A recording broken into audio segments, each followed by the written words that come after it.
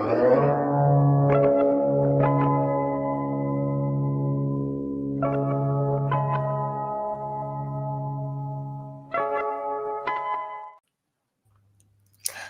everyone. Hello, Fightful. We are here for the last predictions show of 2023, and it is the first ever AEW World's End prediction show. The first one ever, first of many, I would say. Decades later, we'll be talking about World's End every year.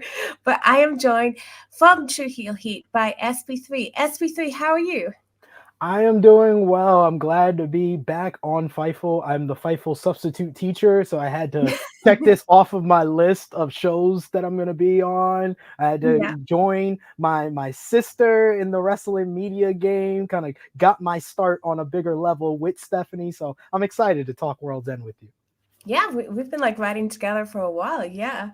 How has your Christmas been? Oh, it was good. Outside of my family getting sick, I mean, that was like but the kids were happy. My daughter tried to steal gifts from my son, so regular Christmas stuff for me. Yeah. How about you? Well, you're a dad, so like Christmas is, does it feel like going back in time when it's Christmas again and you're a dad? Yeah. I don't get any gifts. So I live vicariously through them and their joy of getting gifts. So it's very nice. It's a lot different from the past before I had kids. Mm-hmm. My Christmas was good. Like it was. We're all adults in my house. I have no kids. My brother has no kids, so we just eat and drink and watched Home Alone 2 because we watched Home Alone 1 last year. I don't know. I don't know about the second film. I know a lot of people really like it. I don't know. And maybe it's because I'm from New York. It just holds a special place in my heart. And I was like, always as a kid, I was like, I could be the Black Kevin McAllister. I was like the same age. I was like, I can go to Trump Tower and get a room. I'll probably do that. I just felt there were too many plot holes. Maybe it's like the wrestling analysis in me where I'm like looking for the plot holes like here. And I think that in the first movie, everything made sense of how this happened, how that happened. Here I was just a bit like, I think you guys are trying too hard to make things happen, I don't know. Yeah, it's like how y'all lose the kid going to the airport? Like y'all already left him completely at home last year, and then y'all turn around and leave him in the airport and he gets on the wrong plane. And how do these criminals end up in New York? At the same time as Kev. Yeah, there is a lot of logic. And I don't like that pigeon lady. I think when you had the old man's story in the first movie, I really felt for him. It's like, that's his neighbor. That's lovely. This woman with the pigeons, I don't care about her. I don't care about her at all. I knew some pigeon ladies, so it's another thing that's close to my heart. I've been in Central Park and I've met some of the pigeon ladies. I never had a close relationship with them, and they never saved me from bank robbers. So. Well, World's End SP3, first ever one. What is your excitement level? Is in Long Island? Are you going? I am thinking about making the move over there. I'm just gonna rest up tonight and hopefully I'll feel much better tomorrow so I can make that journey on Saturday. But yeah, I'm looking forward to being there and seeing a lot of these matches that's on the card. But overall, it kind of feels like All Out this year, where a lot of the card was made this week, where I was also at All Out, and I would argue All Out was the best pay-per-view of the year for AEW, despite the build being not so good. So, hey, we'll see what happens on Saturday. I mean, I think I'd argue that the builds are never good, but the pay-per-views usually are. I feel like I've been starting the whole debate that the demise of the bills to pay-per-view started on the week before Revolution 2022 when Tony Khan said, "I purchased Ring of Honor." Ever since then, none of the pay-per-view builds have been as good as before that point. Dude, I would argue the demise of the entire operation started when Tony Khan said, "I bought Ring of Honor." Oh, I just feel like, I don't know if it's because like it's the end of the year, like let's get 2023 over with, or it's just AEW, other than the Continental Classic, like what they're presenting in general hasn't been for me. But I feel like I'm feeling AEW fatigue, so I'm trying, like, it's not, it's not easy for me to be like hyped for World's End. You know, like it just feels like let's just get past this and try and like move on, you know, to some kind of new era. But anyway, guys, we're going to go through our predictions for World's End. I want to hear your predictions. So let us know in the chat. You can send in a super chat as well. We love those. And we're about to get started. But before we do, let's just hear a word from our pals over at BetOnline. BetOnline.AG is the official betting partner of Fightful. 100% of the time when you get the odds from Fightful, they are coming from BetOnline.AG. And it's not just wrestling, it's not just MMA and boxing. It's football, it's basketball, baseball, hockey. They have the earliest lines. You can bet big with the high limits and rebet functionality. They have the fastest payouts with winnings paid in minutes and the industry's best bonuses on every qualifying deposit. They've been trusted for 25 plus years. It's not some fly-by-night company. BetOnline.AG has been there. They've done that. In addition, they're trusted by millions. They've got VIP rewards programs and a ton of popular games. BetOnline.AG, that's where I go to make my bets. That's where I suggest you go to, my friends. Please just bet what you can and bet responsibly. How great is Sean? Yeah, guys, BetOnline, our lovely sponsor for today. I am a huge gambling enthusiast, and if I was an American citizen, I'd be betting online. There's a lot of great games on that site as well. So let's get into it, SP3. The first thing, I need to ask you is, do you have any thoughts on who might win the 20-man Battle Royal for a future AEW TNT Championship match? So random. It was so random. I hope that's on the buy-in and they don't try to take any time from that. But I am going to go with who I believe was the MVP of the Continental Classic. You cannot tell me otherwise. Mark Briscoe. That would make sense for him, to get something, because he was like the MVP. He was a total loser in it, but he but he made the most out of those defeats, made him look stronger. Yeah. So I think that would be nice, actually, because he's been on a bit of upward momentum, and that would be nice for him. I can't think of a better option, but I hope this one is on the pre-show, because the last thing I want to sit through is another Battle Royal. I mean, maybe it will be good, or maybe you can go get a hot dog and something during it. I don't know. But some breaks in between the cards. Next, we have the FTW Championship on the line. Hook versus Wheeler Yuta. With all the effort they put into Wheeler Yuta, I would have thought he'd maybe move beyond the FTW Championship by now. And with how Hook started out, I would have thought the same about him. Yeah. For me, I'm just going to say Wheeler Yuta, because Hook has had it for so long. Obviously Jack Perry didn't take it off him.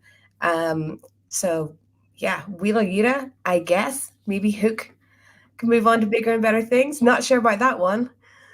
Only reason I'm going to go with Hook is because Tony Khan loves to get the hometown boys their wins. So I think Hook gets a win in Long Island near his home. On the buy-in. But man, you remember when Hook was so over?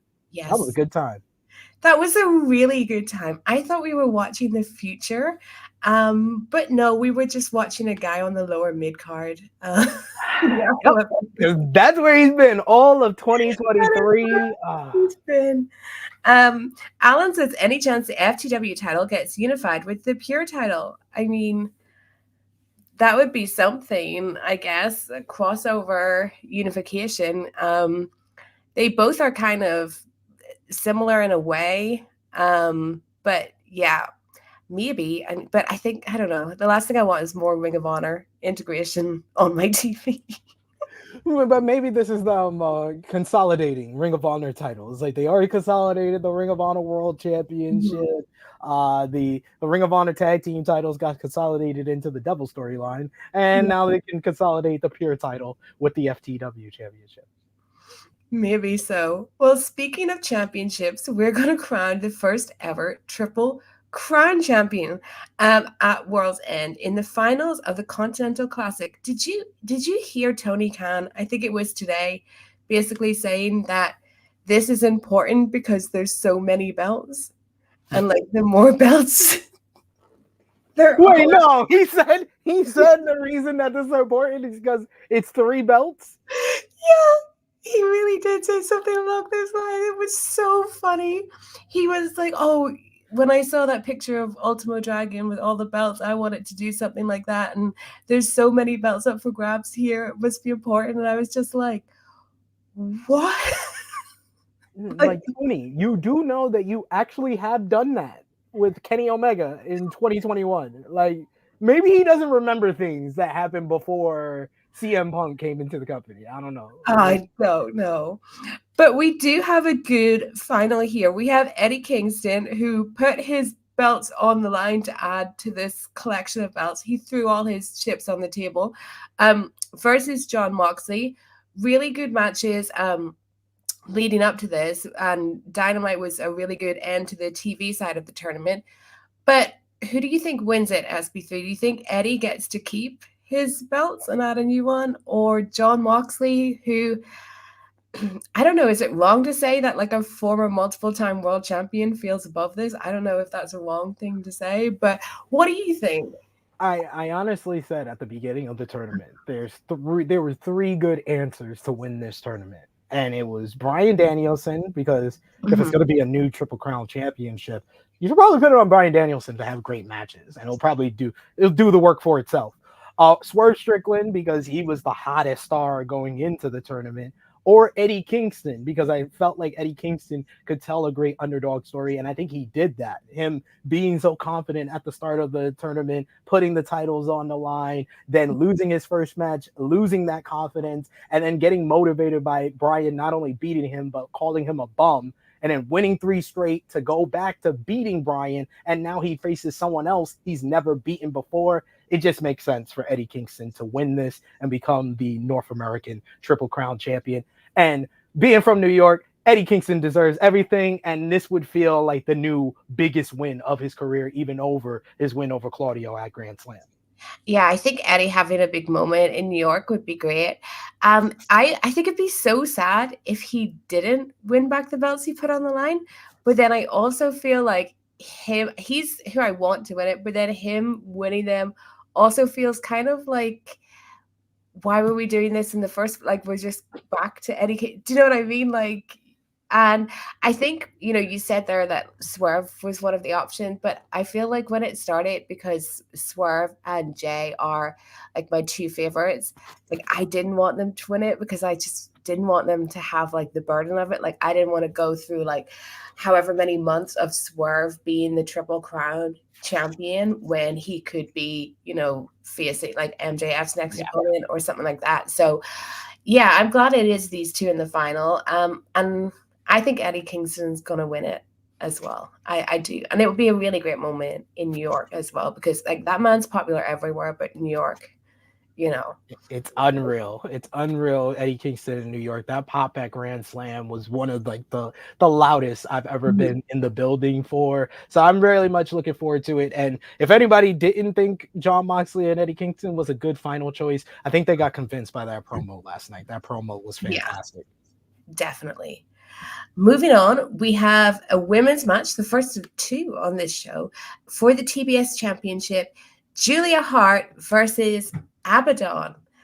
I'm just going to pick Julia Hart for this one. Abadon seems like the flavor of the month or something. It was like all of a sudden it's Abadon everywhere. I just don't see her carrying this title, or like, and Julia's done so well. She's got herself really over. She hasn't had it for very long. I'd keep it on Julia Hart. Yeah, it just feels like Abadon feels like the challenger of the month, which is a change because she's only usually the challenger of the month around Halloween. So it's nice to see her outside of the month of October. But yeah, Julia Hart wins. Yeah, definitely. It's like they got their holidays mixed up when Abadon's kept, popping up on TV. Let's move on to the next women's match. We have Timeless Toni Storm versus Riho. This one has got more TV time than the last. I think that they'll keep it on Toni Storm. Riho as well feels very like challenger of the month-ish. They've really invested a lot in this Toni Storm character. Like, love it or hate it, there's investment here. But yeah, I see her retaining unless something really wild happens. How about you? I am a fan of Toni Storm, have been for a very long time. And yeah, I mean, the timeless Toni Storm, I know it could be grating or hit or miss for some people, but I enjoy it. I think that she's naturally funny and it just works for her. But yeah, Riho definitely just feels like the third most important person in this storyline and build up behind Mariah May. So yeah, timeless Toni Storm wins. And it just feels like before like the last couple of months, I say since before Wrestle Dream, there's been a little bit more of a focus on telling story in the women's division. But before then, it just felt like a bunch of these women were on conveyor belts. Abadon will take you off around Halloween. Riho, we need a number one contender to face the champion. Here you go. And that's what both of these feel like. Yeah, definitely. I think that like the addition of Mariah May to it has been fun, but we see this so often in AEW that something like that means that we actually lose sight of who the challenger in the match is, and Riho has definitely suffered from that, in my opinion. Yeah. We now have a match that was made last night on Dynamite, but we have had a change to it already. So for the tag team titles, it's now an 8-man. We've got our champions, Ricky Starks and Big Bill. Well, I think it's an 8-man tag. It's an 8-man tag, yeah. What did I say? You said it was for the tag team titles. Oh, sorry. Sorry. Okay, Ricky Starks, Big Bill, Takeshita, Powerhouse Hobbs versus Chris Jericho, Sammy Guevara, Sting, and Darby Allin. I'll let you go first. I need to plug this laptop in, but my God, why is this on the show? But take it away, SP3, what do you think? I cannot tell you what type of drugs I thought I was on watching that segment last night. That felt like 3 or 4 different segments made in a Frankenstein factory put together to be one. And I was like, Don Callis, I felt was the best in that segment, and I understand Don Callis is hit or miss, but that says a lot that he was the best in that segment. So if it was just the Don Callis part with Jericho and Sammy reunion, maybe I could just be like, Don Callis was at least good in that segment, even though Sammy turning after a week and a half of being heel makes no type of sense. But then they just added Ricky Starks, Big Bill, Sting, and Darby, who feuded with Jericho and Sammy this summer. Like, what are we doing? I'm just gonna take the baby faces. Sting wins. I think this match is so ridiculous. Like, I think that so this was originally Big Bill and Ricky Starks versus Jericho and Kenny. So get well soon, Kenny. That is really sad what happened there. But my God, did the universe, God, whatever you believe in, give Tony Khan every opportunity to not have some Jericho shite on this pay-per-view. And Tony, between like striking down his tag team partner and then striking down his drunk brain on Christmas Eve, Tony had every opportunity to just send this man home. But no, instead, we have Sammy Guevara, who, my God, if they make Sammy Guevara face again, and he cuts another promo where he says that anything along the lines of, I did everything myself, or it was only me, when this man has been babysat his entire career by Jericho, I don't know. Like, this is so stupid. Per Sting, it just keeps getting roped into bad things with bad men. I don't know, like, who cursed him. I really like Ricky Starks and Big Bill. I really wish they were having a proper tag team match with a good team. Per Takeshita as well. That's he's another one that's just been totally sidelined. Powerhouse Hobbs that poor guy as well has just never had like, they've just never followed the train with him. It's always been like, I mean, a real start and stop thing. Yeah, maybe he's gonna jump on a different train out the door though. I don't know. I could see that happening. But to even say he's gonna win this absolute mess, Sting don't lose. That's why don't I lose.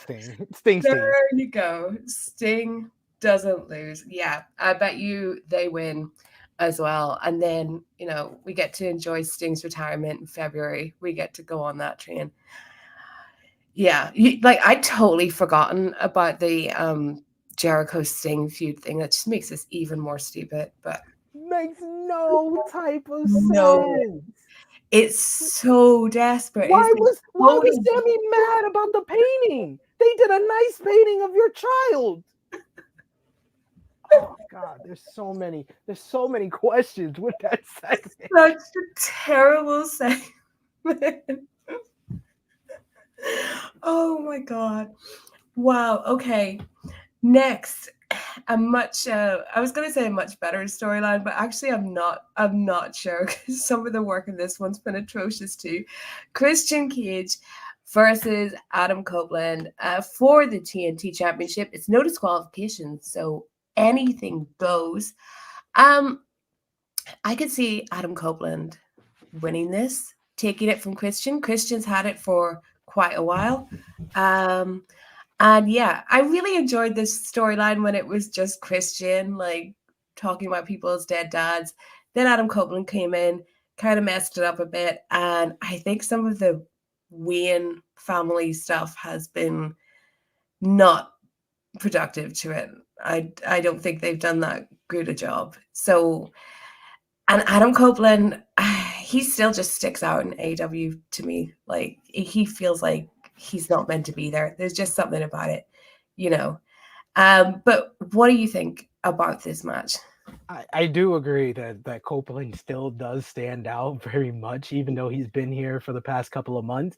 But I've been a big fan of Christian Cage. I would say Christian Cage has been the best character in professional wrestling of 2023. And I've enjoyed the work that he's done with Copeland. I think the re-Christianing of the patriarchy is one of the best segments of the year. I still go back and watch that every other week because Christian was just so great in that segment. So I think that the only misstep that they've had in this rivalry was Copeland spearing Christian before Full Gear. I feel like that's been the only misstep. The Wayne family stuff, yeah, it could be hit or miss, but I think that Shayna Wayne, for someone who doesn't have much experience in wrestling, she's done pretty well. And I'm a child of a single mother. And the fact that this woman traveled around the world for her 16-year-old son to become a wrestler and now gets to be on camera with him for the second biggest promotion of the world, I'm never going to complain about that. I'm fine with it. I'm fine with it. If that was my mom, I'd be fine with it too.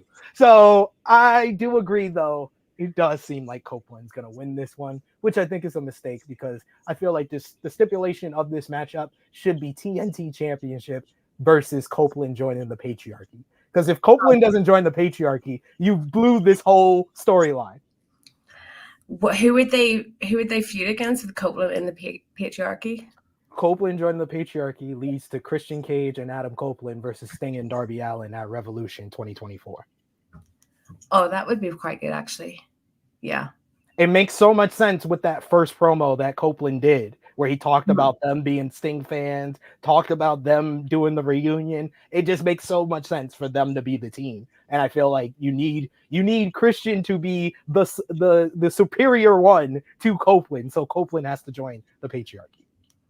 Yeah, I can see that work. Now that you bring that up, like I forgot how much he mentioned Sting in that opening pay-per-view, and we don't know where Sting's kind of like last couple of months are going to go. So no, yeah, that would really work. Moving on to a feud that most of us had maybe forgotten about, but still back. We are going to talk about Swerve Strickland versus Keith Lee next, and I'll give you a minute to gather your thoughts on this one as we hear again from BetOnline.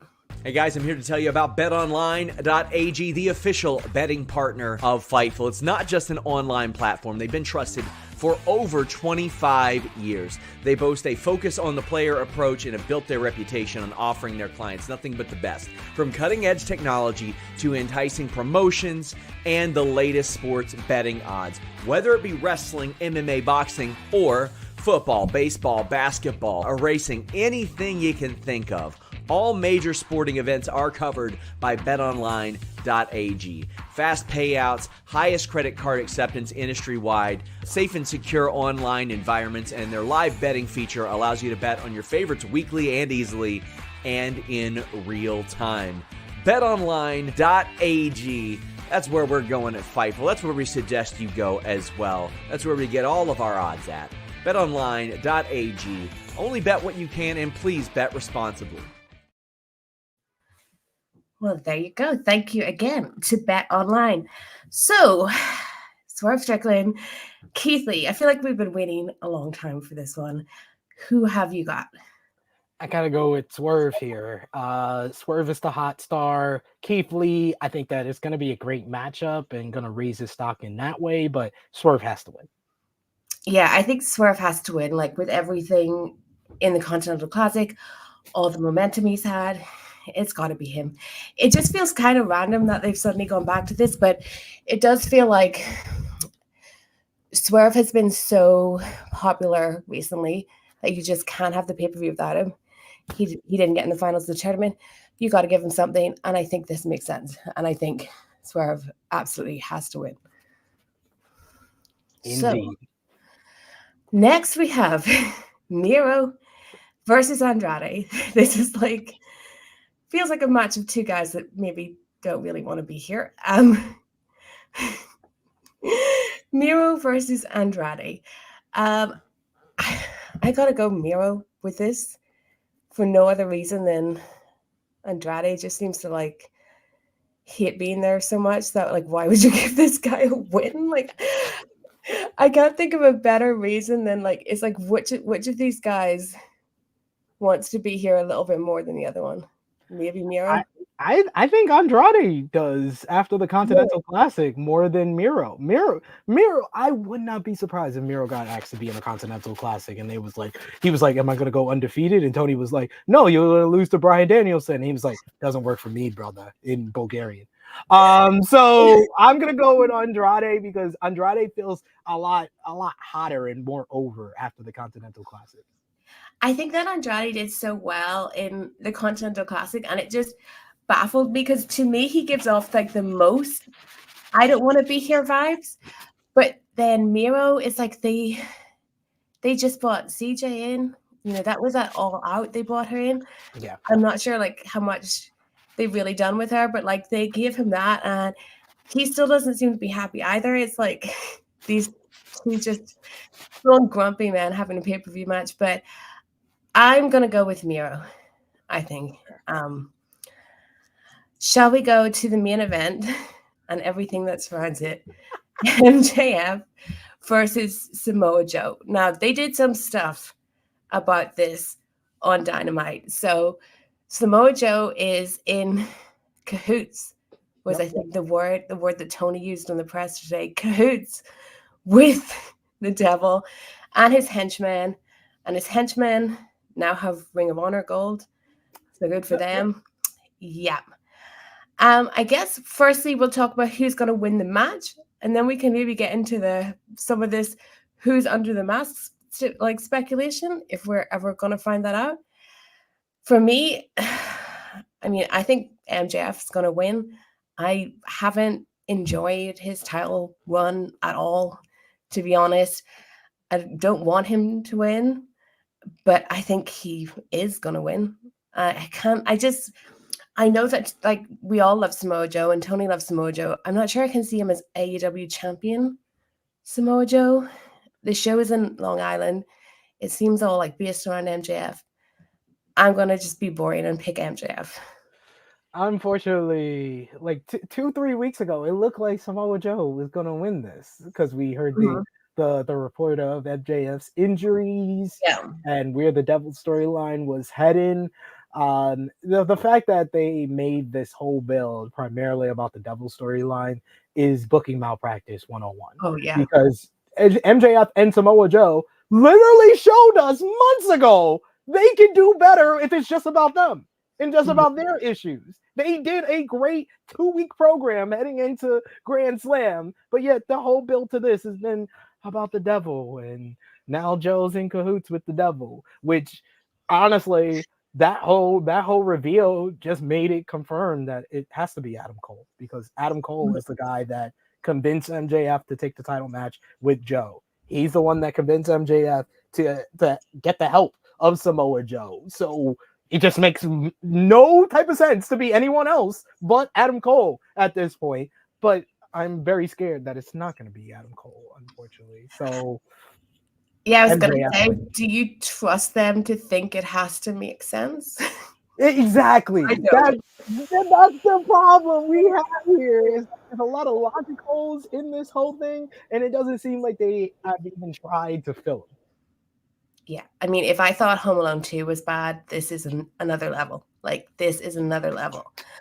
I think the entire, pretty much the entire MJF title run, other than the bits I'm forgetting because they were so long ago, has just been booking malpractice, like complete booking malpractice. I think that there's so many better things this guy could have done. I would love to go in a time machine and have MJF never meet Adam Cole and just make his whole year-long storyline that he was this evil heel that was probably going to run away with the title in 2024. And then this was like the last pay-per-view of 2023, and this is what it was building to. It was like, Cena versus Punk vibes, like something really cool like that, instead of this nonsense, like this absolute nonsense. If you don't do the match in October and you do it here, this would have made sense for Kenny Omega to face MJF. Yeah.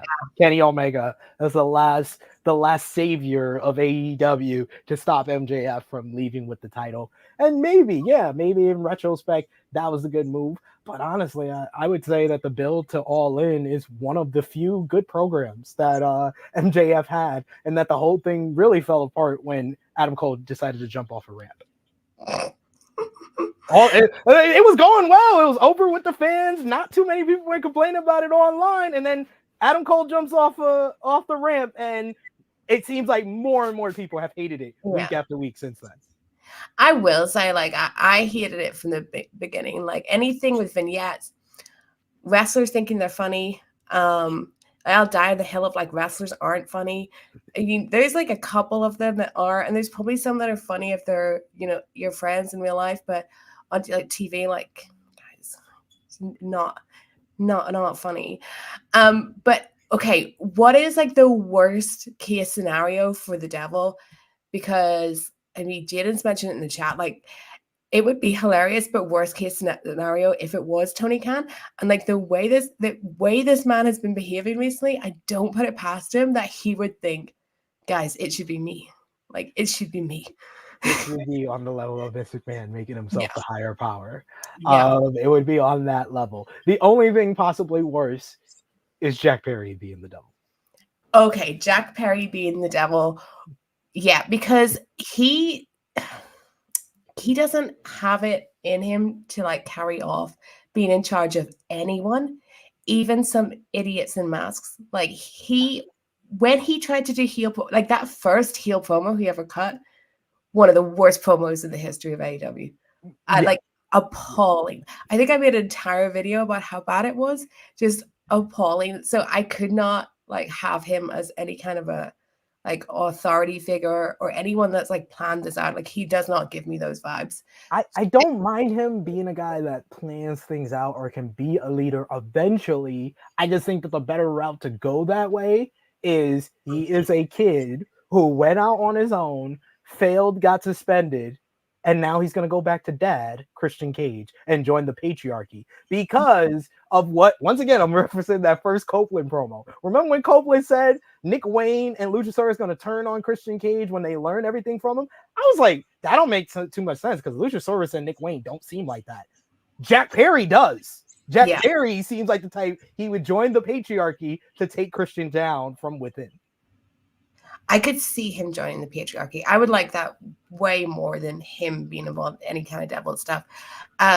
Who is the other person I was thinking of? Britt Baker.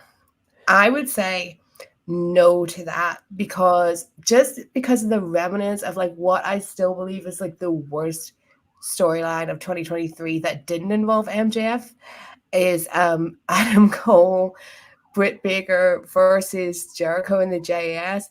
That was like it was so bad. They couldn't mix having her involved in that without it being like dripping with misogyny. It was just like every single week, it was just like an excuse for like the most misogynistic, like Jericho commentary. It was just him getting all that out. And then there was just no way for her to like fully get vengeance on him. It's like, what? Yeah, you like kick him in the balls or whatever. Like, congrats. Like, after all that happened. And I just thought like they put her in a position to look weak when they had her like tied up, like screaming, for her boyfriend when the Outcasts were beating her down. It was just really bad. So I would really dread to see her be put in another storyline like that. Yeah, I don't know if Cole and Britt are like have that much chemistry on camera together. No. I think they have more than Becky Lynch and Seth Rollins, but that's not saying. Yeah, I would put it Becky and Seth are like that other example of like, yeah, not having chemistry. Yeah, and I think like how they are as characters and how people perceive them is like so different. It's like we all know they're together, but when you put them on screen, it's like, are these two people together? Like, really? Like, it seems less believable when you're looking at them just purely as their wrestling characters. Yeah, I only thing I would want is maybe I could see Britt joining whatever stable Cole's going to have after he's revealed as the devil, because I would think Roderick Strong's going to be a part of that, OGK, Kyle O'Reilly, and then I could see Britt being a part of that too eventually. And also, I do want it to lead to Britt finally facing Jamie Hayter. We got Swerve and Keith Lee on this show. We need to get that done. Yeah, I know, but per Jamie, like she got injured at the worst possible time. Yeah. But yeah, I mean, whose fault is it that we never got Britt and Jamie Hayter? Soraya's.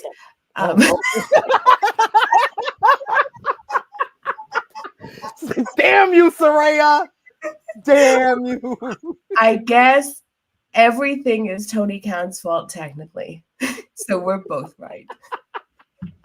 Hey, we're both right. It's either Chris Jericho, Saraya, or Tony Khan's fault on everything in AEW. Or the MJF too. It's true though. Like, it's true. So if the devil is revealed as Adam Cole, who is like most people's guess and like most things point to, will you be disappointed, or will you be like, okay, phew, like let's move on? Yeah, I'd just be like, okay, now we can get to the good part. Because Adam Cole, as the leader of a heel stable, Ring of Honor, WWE, we've seen that just works for him. And I feel like we have not seen the heel Adam Cole at maximum power in AEW yet. So I would like that. So hopefully after the reveal, we get to the good part of this storyline. Yeah. I just think that if it's anyone else, it all gets even messier. We've got so many people involved in this web, like MJF, Samoa Joe, Adam Cole, Roderick Strong, Mike Bennett, Matt Taven. Like, there's a lot. And I don't know if I'd want to add anyone in the mix. Like, I don't know if I'd want it to be, but really it's that person you're not thinking about, like Jack Perry, that's been gone for ages. I think maybe just the simple explanation of that it was Adam Cole and he wasn't MJF's friend ever is probably the best thing. And then we can move on. Move on with all of our lives, and we can forget the devil storyline, like we forgot the Nightmare Collective and the Dark Order beating up the Elite final segment. Yeah. What was the one I was thinking about the other day? Oh, at a show I was at in Chicago where like Ospreay and Aussie Open like brutally attacked the Young Bucks and Kenny. Yes. And yeah, that went well. Hey, eventually led to what we saw this year with Ospreay and Omega. Long-term storytelling. A year later, yeah. Well, SP3, it's been fun. It's been a long time since we've done something like this, but it was really great to chat to you. I think we gave some pretty good predictions there.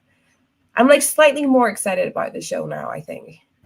These are the preview and prediction shows always help in bringing the hype for yourself, talking about it, and for the people watching. So I hope everyone has a good time, whether they're watching it at home, in the arena. And what we've seen with AEW, despite a lot of us feeling some AEW fatigue, and maybe doing these many pay-per-views was not the best move. But when we come to the day of the show, and by the end of the show, 9 times out of 10, we're like, oh, that was a good show. So yeah, I think that's what we'll say on Saturday. Well, I mean, the best thing about a year ending is another one gets to begin. And maybe we can all get a clean slate come January 1st, 2024. And all just try and move on from everything that's gone down. That's my PSA. Like, now, will I give them a clean slate in 2024? Like, probably not. But, it's a nice idea. It's a really nice idea for the holidays. It's a very joyful, peaceful idea. Absolutely. I like it. Yes. SP3, tell everyone where they can follow you on X, and I'm sure you'll be tweeting all about being at the show. Let us know. Let us do a empty seat picture, see how many tickets they've actually sold, head count. Yes, where can everyone follow you on X? And please also tell everyone about your awesome YouTube channel. Thank you so much, Steph, for having me on the show. Being able to talk to you about wrestling is honestly one of the great things about what we do here, because you're one of the more knowledgeable people, especially when it comes to AEW, the good, the bad, and the ugly. So I appreciate you asking me to be on this show. You can find me on the Twitter machine at TrueHeelSP3. You can find my YouTube channel, that is TrueHeelHeat, True Heel Heat Wrestling. We got pretty much 5 to 6 days of daily content over there. We had a Dynamite review earlier today with myself and Jimmy Macarum, who is the biggest AEW and Tony Khan critic out there. That doesn't borderline on hatred like Jimmy. Can we meet? Or Eric Bischoff. Oh, you would love him. Everyone loves. Ask Joe Pearl. Joe Pearl knows about Jimmy Macarum. Jimmy Macarum very well. So check that out on the channel. And then we have a preview ourselves tomorrow with me and Joel Holbert. And then we got this flagship podcast on Saturday. So hopefully everyone enjoys AEW World's End and check out the True Heel Heat YouTube channel. But thank you once again, Steph and Fightful, for having me. You're welcome. It's been great having you. Absolutely go check out True Heel Heat, guys. They put out so much content, but really good quality content. I've been on your show a couple of times in the past couple of years, and it's really, really fun. So everyone check that out. You can find me on X at Stephanie M. Chase, and search for Stephanie Chase on Substack as well, where I put a lot of writing, and on YouTube at Stephanie Chase Wrestling. And that's all. And thank you so much to our sponsor, BetOnline. Everyone enjoy World's End. You will see me next for the Royal Rumble. Oh my God. Did you know that CM Punk's in the Royal Rumble? I know. Mind blown. This is truly going to be the best Rumble of all time. I know this is not the Rumble prediction show, but it has been years since the Rumble lineup to me has been this exciting. Like, just throwing Punk in there. Punk's got to win. No Cody repeat. I'm sorry. Finish your story some other time. Finish the story another time. That's going to be amazing. So join me then. But until then, thank you, everyone, and goodbye.